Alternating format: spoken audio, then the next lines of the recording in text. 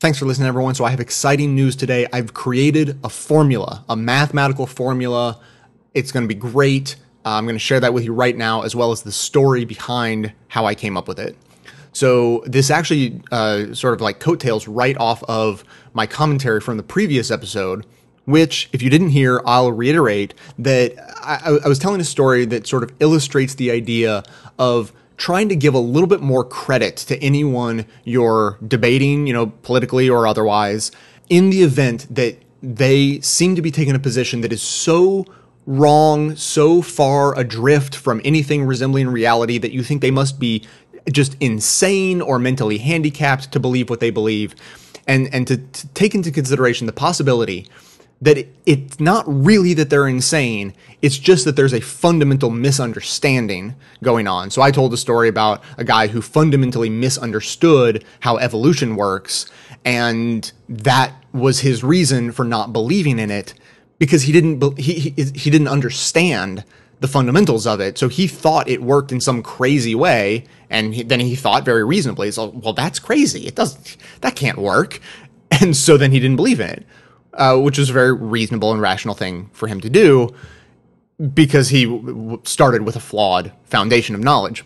So I gave this commentary trying to, urging people to take a minute, give people a little bit more credit, and, don't jump to these conclusions. Don't assume that the people you're dealing with are, as stupid as they seem, because in all actuality, they're probably not.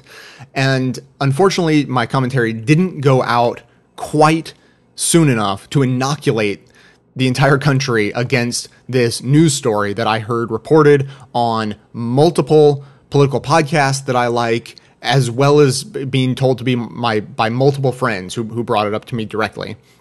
It's a story, you may have heard of it, conservatives responding on Twitter to the Obamacare ruling from the Supreme Court saying, that's it, this country's too socialist, I don't want any part of that healthcare plan, I'm going to Canada. Which is hilarious, of course, because look how stupid these conservatives are for believing that they'd be better off in Canada than in America, when Canada is only, 5 times more socialist than we are, especially in their healthcare system. So look at these stupid conservatives, they're so funny. So I heard that reported a bunch of places, and had it brought up to me by a friend making a joke. And my response, I promise you, my original reaction was, I don't believe it. I just don't believe that there are actually that many conservatives tweeting that, much less, thinking it or saying it or anything. Conservatives hate Canada. They talk all about how they hate Canada and Canadian healthcare services, and they wouldn't want to move because they're not that stupid. I just don't believe that they're that stupid. So anyways, it was a news story. It was on BuzzFeed, and then it got picked up on Huffington Post. And between those two sites, and probably other places, it spread to like every liberal in the country wanting to make fun of stupid conservatives. And like I said, I didn't believe it. I frustrated a friend of mine saying I didn't believe it. And, I said, yeah, I don't.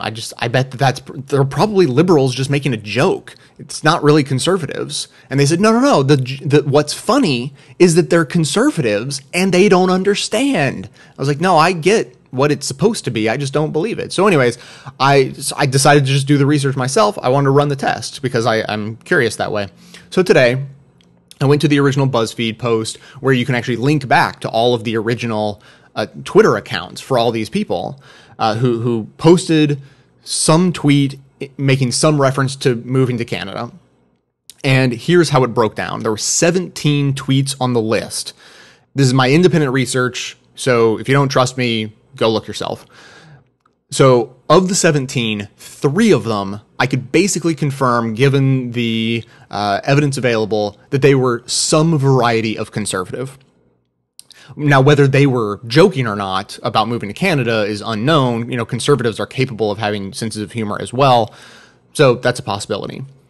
7 of them were definitely liberals simply making a sarcastic joke.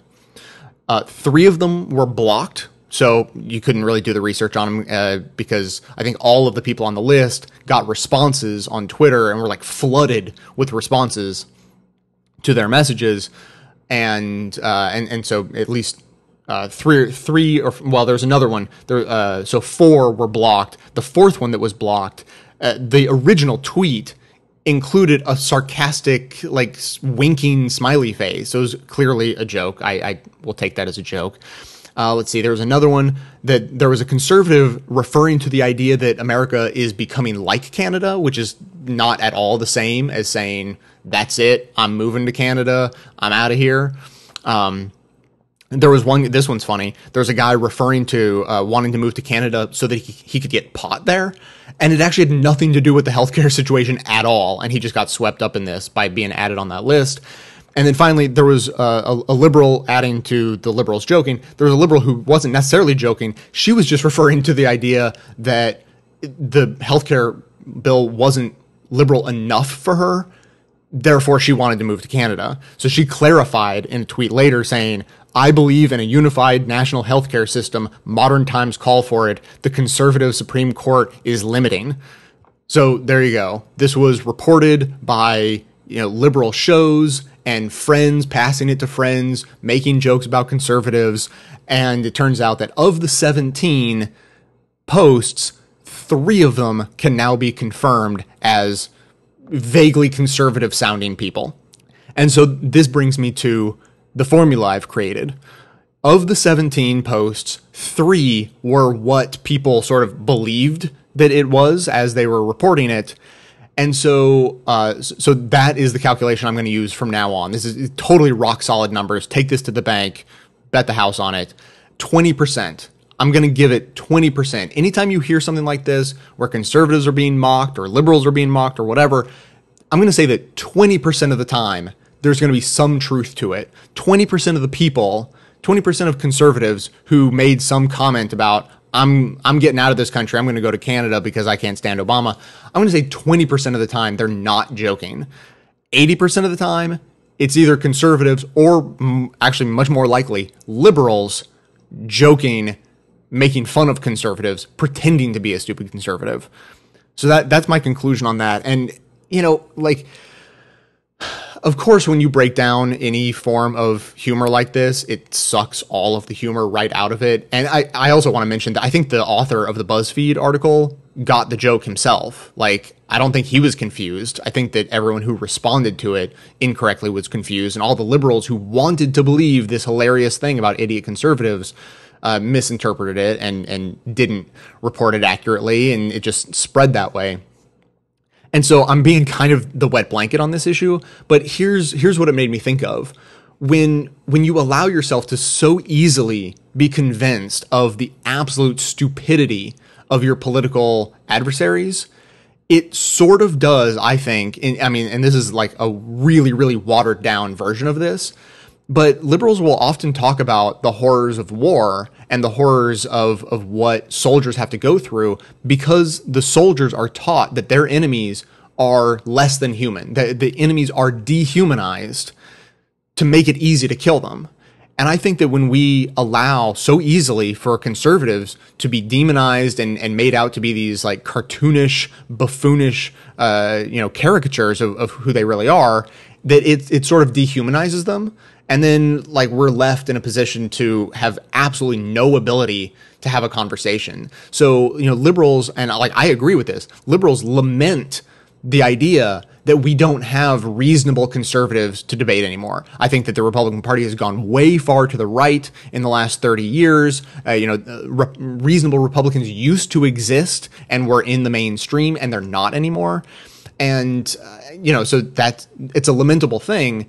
But I don't think that we're doing ourselves or anyone else any favors in actually trying to make the country better by dehumanizing conservatives the way stories like this do, the way it's reported and they're just made fun of and look how stupid conservatives are, because the same thing happened with the get your government hands off my Medicare signs.